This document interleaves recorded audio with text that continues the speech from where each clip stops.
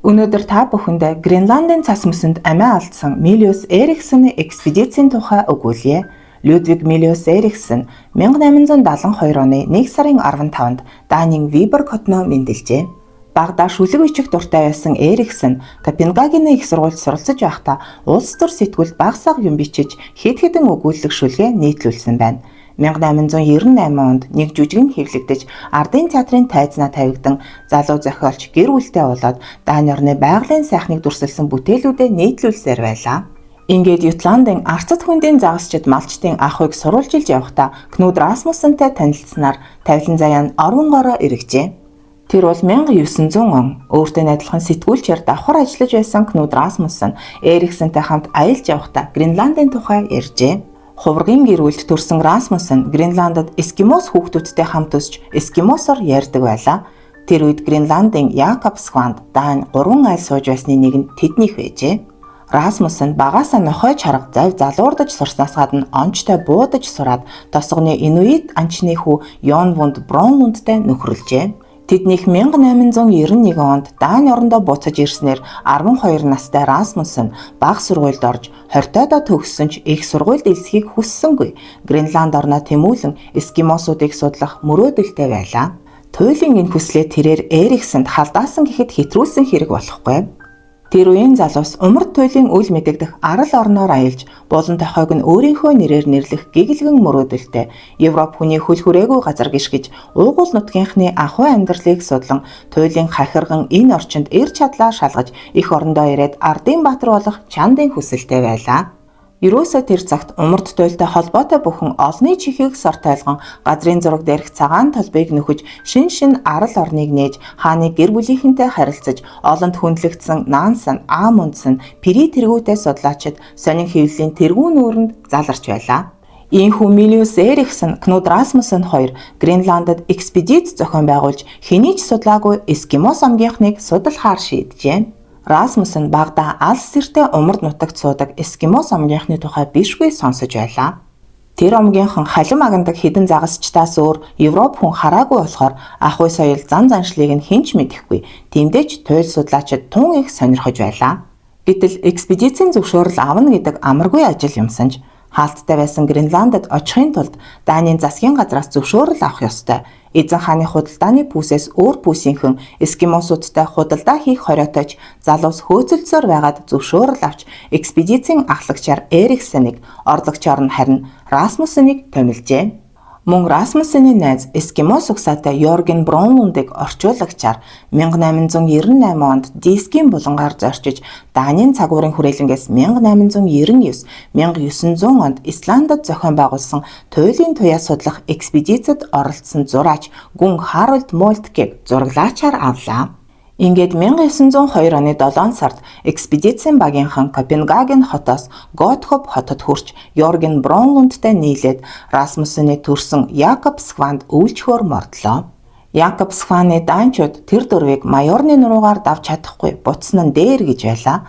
Багийнхан Гренландад зул сараа гаргаж эсрэгэн жилийнх нь 2 сард 2 эскимос газарчинтай хамт нохой чаргаар мөнөх майорны нуруугаар Упернавикийг чиглэн гарчээ. Бэрх даваагаар давсан багийнхан замдаа Расмуссений их нагаз Карл Флейшеринд буухад гэрээ эзэн тэдэнд хэдэн нохой бэлгэлжээ. Тэндээсээ Манакед Расмуссений баг нагцынд очиж хэд хоноход Расмуссен нутгийнхны үлгэр дамгийг тэмдэглэж Молтке тэдний хөргийг зурлаа. Яван явсаар Упернавик буюу Гренланд хэлээр хаврын газар гэх нэртэй зорьсон газраа хүрчээ. Гренландын арал дээрх Данийн хамгийн хойд захын колони Упернавикаас хойш Европ хүний мөр гараагүй байлаа. Энд багийнхан умрыг зорих хүн даяндаа бэлдэж зам дагуудаа хэд хэдэн бээрийн зайтад хүнс нөөцлөн тавьжээ. Хүнсээ ингэж тавьснаар ачаа хөнгөрөхөөс гадна эрсдэлтэй таамаглашгүй нөхцөлд хүнс залгах боломжтой юм. Эриксений экспедицийн энэ хүнсний нөөц өөр экспедицийнхний хүнсийг залгуулсан ачтай билээ. Эриксений багийнхан тэр жилийн 3 сарын 1-нд Упернавикаас хөдөлжээ. Тэд Мелвины булангаар Кейп Йоркийн хошуу хүртэл 600 км хол зам туулах ёстой байлаа. Тэднээс өмнө Европчууд Гренландын хуурай газраар умарш ийм урт аян хийж байсангүй. Гренландын хойд хэсэгт халим агнуурын онгоц хааныг хурж судалгаа шинжилгээний багийнхан хэсэгхэн газрыг зураглаад ойр зур 8 хийгээд буцаж байснаас биш нутгийн гүнэд нэвтэрч байсангүй. Эриксений багийнхан эргийн дагуу нарийн зураглал хийх чухал даалгавартай явхад туршлагатай Расмуссен зам гарган тэргүүлжээ. Туйлын бүсэд 4 сард цагаан шөнө эхэлдэгч хасах 30 хэмээн хахир хүйтэн байлаа. Зам зур Мольтке хүн дээр өвцөнд ачаага бусад чаргандаа хувааж ачаад өөрийг нь чарган дээр хэвтүүлэн чирлээ. Ингэж явахдаа ачаага хөнгөлөхийн тулд үе хүнсний нөөц үлдээж байжээ.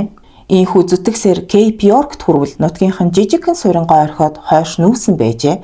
Нэг нь хүнд өвчтэй, хүнс ахтай, хүнс авахаар төлөвлөж байсан суурин нь эл хул байсанд Расмуссен Бронлунд хоёрыг нутгийнхны мөрөөр явуулж Эриксен Мольтке хоёр эндээ үлдэхээр шийджээ. Тэр хоёрыг замд гарахаас өмнө дөрвөл Упернавикт Данийн далбааг мандуулж Упернавикаас Йорк хошуу хүртэлх газрыг Данийн нутаг дэвсгэрээр зарлан тунхаглажээ. Расмуссен Бронлунд хоёр цасан далайд хэд хоног явсны дараа жижигхэн хар толб бүртэлцхийг олж хараад хурдаа нэмэн очвол нохой чаргатай Эрэм хоёр явж байлаа. Үнгэн хүрэн баавгаан арьсан өмдтэй эрэхтэй нь шинэ бараа дайр буу төмөр эдлэлтэй болох нь гэсэндэ цагаан хүмүүс ирлээ гэж баярлан хашгирсаар чарган дээрээсээ үсрэн буужээ. Энэ эскимос эрд Расмуссен хоёр хүнээ Кейп Йоркт үлдээгээд энд ирснээ өгүүлжээ. Тэндээс дөрвөл 2 цаг яваад эскимос суйранд хүрснээр аянчид үл залгажээ. Ингээд өвчтэй байсан Мольткег оруулах мөсөн урц барьж Расмуссен анх уулзсан эскимос эрдтэй хамт Кейп Йоркт үлдээсэн хоёроо авахаар бутсан байна. Энтхийн эскимосууд халим агнуурын завтай ирж байсан өмнөд нутгийн хүмүүстэй нэг биш удаа уулзаж байлаа. Жишээ нь туйлын судлаач Роберт Пири хөлөг онгоцтойгоо Йорк хошуунд хүрч нутгийнхантай арилжаа хийж байсан ч хуурай газраар тэнд хүрсэн Европ хүн байсангүй. Расмуссен буцаж яваад 2-7 хоногийн дараа Эриксен Мольтке хоёр дээр ирэхэд Мольтке нэлээд дордсон байсан ч хүнс залгаснаар овоо тэнхэрч хэдэн сарын дараа зурх ажлаа үргэлжлүүлжээ. Расмуссен орой болгон эскимосуудтай уулзаж үлгэр домгийг нь яриулан Мольтке хүмүүсийн хөргийг зурж байлаа. 100 сарын баярд өгөхөд багийнхан хэдий аюултайч нутаг уцахаар шийджээ. Нутгасаа гараад жил хагас олсон тэд тус бүрдээ 9 нохойтой 9 чаргаар 11 үлээ замд гарч замдаа цагаан бавгаа унгаж хүнсээ нэмээд 2 сарын 7-нд хамгийн сүүлд үлдээсэн хүнсний агуулгатаа хүрч хэд хоног яваад Данийн далбаа мандуулсан Сёрен Нильсонид буугаад удалгүй Копенгаген хотдоо эргэн иржээ. Тийхүү 1905 онд Расмуссен Мольткегийн зурсан зурагтай шинэ хүмүүс номоо хэвлүүлж эсрэгэн жил нь Эриксен Мольтке хоёр Гренланд хэмээх бүтээлээ олонний хүртэл болгожээ. Яг тэр үед багийн гишүүдийг сайн таньдаг Курт Эриксен тэдний экспедицийн тухай мөсөн дээр зурайх мөр нэртэй роман бичсэндээ Эриксеныг авир муутай ямар ч хамаагүй аргаар зорьсондоо хүрэх гэж зүтгэдэг зөрүүд мугуйд зантай гэж зүрсэлсэнд Расмуссен Бронлунд хоёр санал нийлсэн гэдэг. Эриксен юусоо алдаршихын тулд эскимосуудад тал засч байснаас гадна энэ романд Бронлунд Эриксен хоёр түнжин муутай үе зөрчилдөж байсан тул Бронлунд ахиж түүнтэй хамт явахгүй гэж амласан хэмээн бичсэн ч Бронлунд хувь заяаны ирэхээр ердөө 3 жилийн дараа удаах аяндаа Эриксентэй дөрөв нийлсэн түүхтэй билээ. Ингээд 1906-аас 1908 оны Данийн алдартай экспедицийн тухай өгүүлье. Гренландын судалгааг шин шатанд гаргасан энэ экспедицийн түүх үнэхээр аимшигтай. Эриксен нэр дарахын хэрээр Гренландын зүүн хойд эрэгт хүрэх экспедиц зохион байгуулахаар шийджээ. Судлаачид Гренланд арлыг хоолоогоор урд хойд хоёр хэсэгт хуваагддаг гэж үзэж байсан Америкийн судлаач Роберт Пиригийн онол баттай эсхийг баталахаар төлөвлөжээ. Ахмад Пиригийн нээсэн гэх энэ хоолойг үнэндээ түүнээс өөр харсан хүн байхгүй. Ийм хоолой байдаг бол хоолойн хойд талын Пиригийн том арал Америкийн эзэмшилд шилжих бүрэн боломжтой байжээ. Харин ийм хоолой байхгүй өргөн булан байгаа бол Америк улс тэр газрыг эзэмших эрхгүй байлаа. Ийхүү археолог, газар зүй, ургамал судлал, цаг уурын 27 мэргэжилтэнтэй экспедицийн Дани хөлөг 1906 оны 7 сарын 24-нд Копенгаген хотоос Зангууга татан замд гарчээ. Сүрэг нохойтой хүнсний ихээхэн нөөц экспедицийн тоноглол ачсан хөлөг Фарелийн арлаас Гренландын уугуул гурвыг авахд Йорген Бронлунд тэдэнтэй нийлжээ. 8 сарда багтаад Гренландын зүүн эрэгт хүрсэн Дани хөлгийнхэн өвлчхөр Зангууга хаяж экспедицийнхэн эргээс зайтайхан Данмаркс Миндэ гэж нэрлсэн газарт суух сууц тайлан тэмдэглэлээ үлдээх чулуун цац босгожээ. Мөн хавар олмогц эндээс хойш нохой чаргаар зорчих багийнханд зам дагуу хүнс нөөцлөн тавьжээ. Ингээд 1907 оны хавар экспедицийн үндсэн аялал эхлэхэд Эриксен туйлын бүсэд аялж байсан туршлагатай 10 хүнийг сонгож 4 багт хуваажээ. Багийн ахлагч Эриксон, геодезийн инженер Нильс Петер Хёгхаген, Эриксоны анхны экспедицэд цуг явсан Йорген Бронлунд нарын 3 гишүүнтэй эхний баг Пиригийн хоолой байдаг эсгийг баттай тогтоох ёстой байлаа.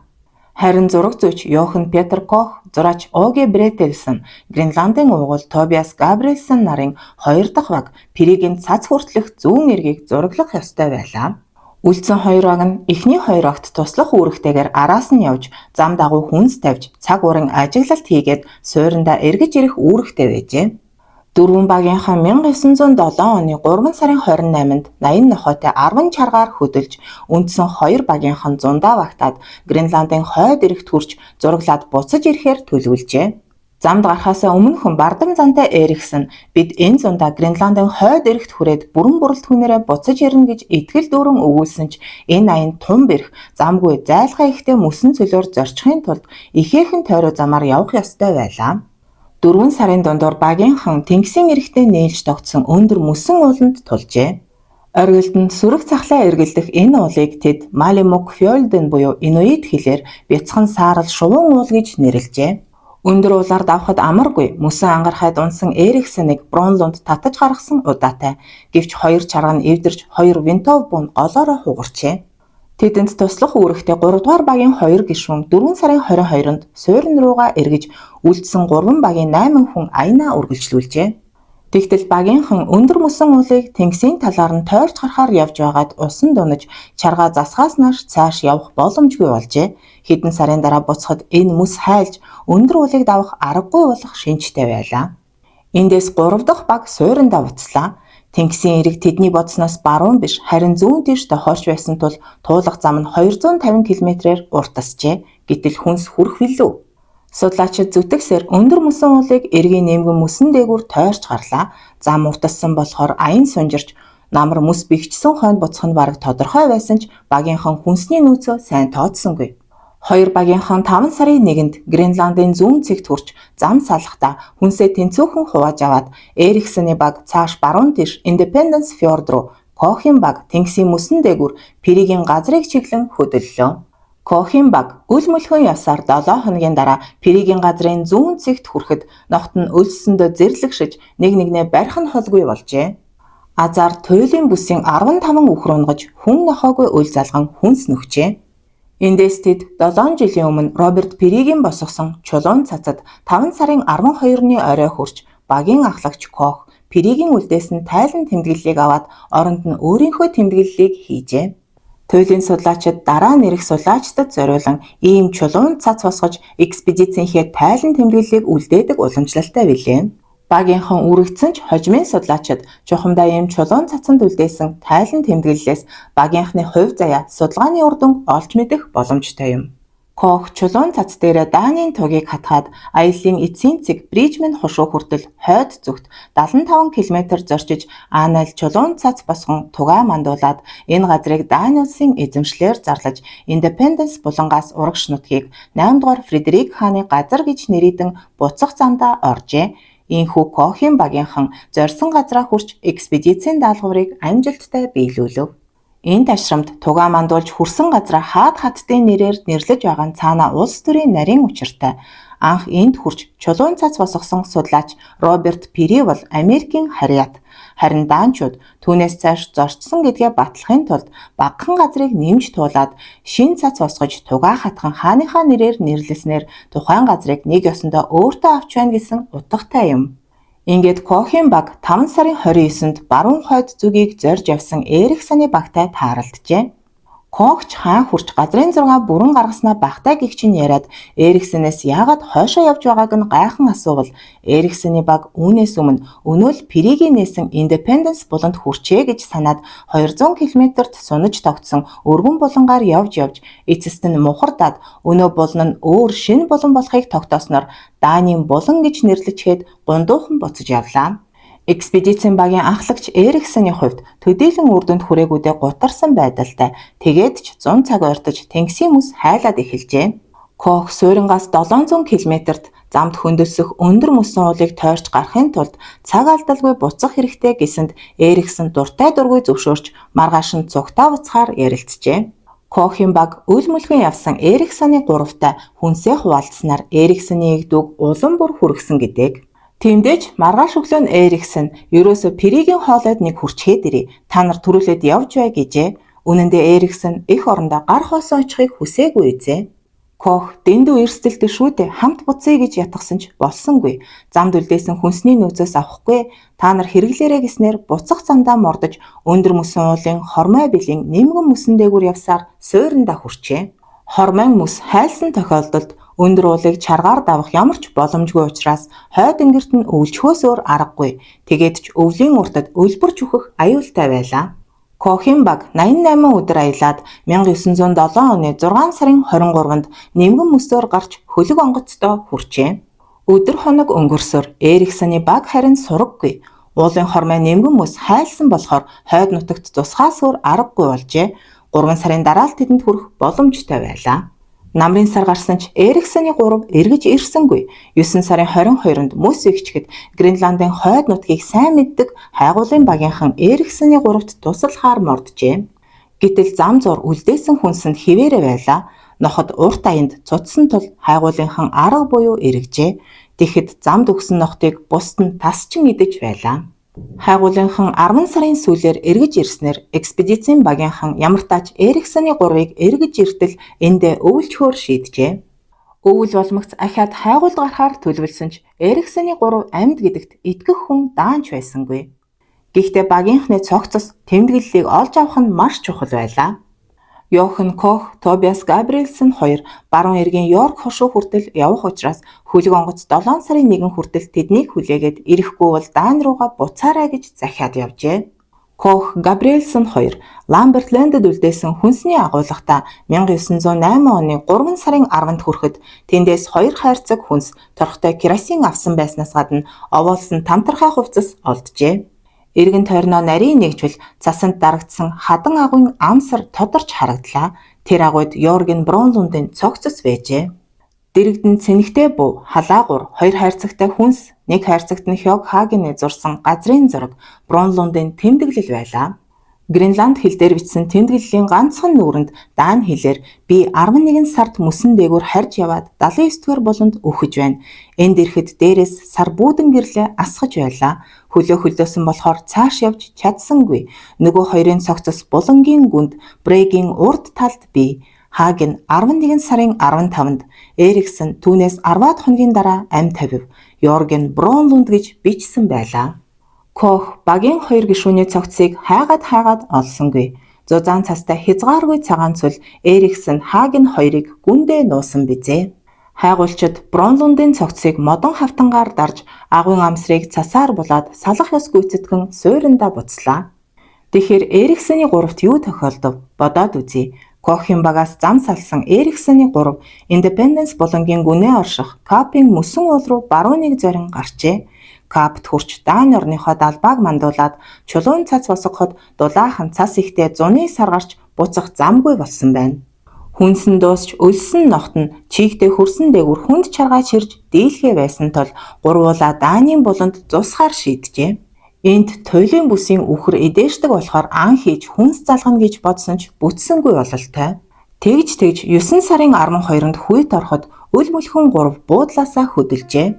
Хүнсний нөөц нь хөндөгдөөгүй байхыг бодоход тэр гурав ямар тач эрэг дагуу товлсон замаараа буцсангүй. Эриксоны гурвын хувь заяаг Бронлундын бичсэн тэмдэглэлээс өөр аргаар мэдэх боломжгүй юм. Тэд өлсөж даарсан 3-4 нохойтой тамтархай хувцастай л үлджээ. Гэтэл туйлын шөнө эхэлж эрс хүйтэрлээ. Европ хүний хүлгэшгээгүй энэ газрыг тэд огт мэдэхгүйч хүнс үлдээсэн Ламбертын газарт хүрчихвэл аврагдан шүү дээ. Эриксон Хаген хоёр чухамдаа энэ Ламбертын газраас холгүйхэн ердөө хэдхэн километрийн цаана туйлдан амьсгал хураажээ. Хагеныг нас барсны дараа Бронлунд ганцаараа анд эсвэл хүнс тавьсан агуулга руу явсан байх магадлалтай. Ингээд эргээд очтол Эриксон амь тавьсан байжээ. Эсвэл Бронлунд туйлдж унсан Эриксоныг орхиод ганцаараа явсан байж болзошгүй юм аа. Хайгуулд гарсан Кох, Габриэлсэн хоёр 1908 оны 3 сарын сүүлээр суурьндаа ирж Даань хөлөг тэр жилийн 8 сарын 23-нд Копенгаген хотноо далбаага тонгойлгон буцаж иржээ. Экспедицийн багийнхныг ёслол төгөлдөр угтаж, тус бүрд нь мөнгөн медаль, 1000 кронын урамшуулал олгосноос гадна Эриксений бэлэвсэн эхнэрт насан туршид нь жилийн 1800 кронын тэтгэлэг тогтоожээ. Тэр жил Копенгаген хотноо зохион байгуулсан Тэнгисийн худалдааны шүүхийн сонсгол дээр Кох цас ихтэй байснаас гадна Бронлундын тэмдэглэл бүдэг бадаг байснаас болоод эрлээ зогсоосон гэж тайлбарлажээ. Хүмүүс экспедицийн бэлтгэл муу байсан, Эриксен нэр төр хөөсөндөө мугуйд зандаа хөдлөгдөн 2 хүний амьд хүрчиглээ гэж хүртэл ярьж байлаа. Аляскаар зорчоод ирсэн судлаач Эйнар Микельсон би Кохийг сайн мэднэ. Алга болсон хүмүүс амьд байх өчүүхэн ч гэсэн магадлалтай байсан бол хайхаар явах тийм л хүн гэд Эриксенийг ч би бас танина. Алдрын төлөө амиа тавихаас буцахгүй. Кохын хийснийг бодох тусам голоор нь зорж маргааш нь салж явахаар сэтгэл шулуутсан бизээ. Зүрүүд зандаал хөтлөгдсөн гэж өгүүлсэн боловч судлаач анхдагчийн чин зүрхтэй хэн бугаач илүү алс, илүү холд тэмүүлэх нь энэ ертөнцийн зам билээ. Эриксен Хаген хоёрын цогцос түүнээс чухал өдрийн тэмдэглэл газрын зургийг нь олж авахар олон хүн экспедиц зохион байгуулжээ. Тэгэхэд Перигийн гэх хоолой үнэндээ байдгүй. Перигийн газар Америкийн эзэмшилд шилжих боломжтой юу гэсэн асуулт нээлттэй хэвээр байлаа. Эцэст нь Эриксенийг зөрүүд гэж цололсон өнөөх Эйнар Микельсон чухамдаа Эриксен Хаген хоёрын тэмдэглэлийг олсон гавьяатай билээ. Микельсоны экспедицийн гайхмаар сэтгэл хөдлөмж түүхийг дараагийн дугаартаа хүргэх болно. Данийн яруу найрагч Йорген Бронлундын дурсгалд зориулан тавилан заяатай тэмцээр ганцаар үлдэв би, туйлын харанхуй шин амьсгал хураав би. Тэнхээ чадлаа тэнсэн сорсоор тэнгэрт одох тэрхэн мөчтөөл химжээгээ танив би химэн шүлгэлжээ.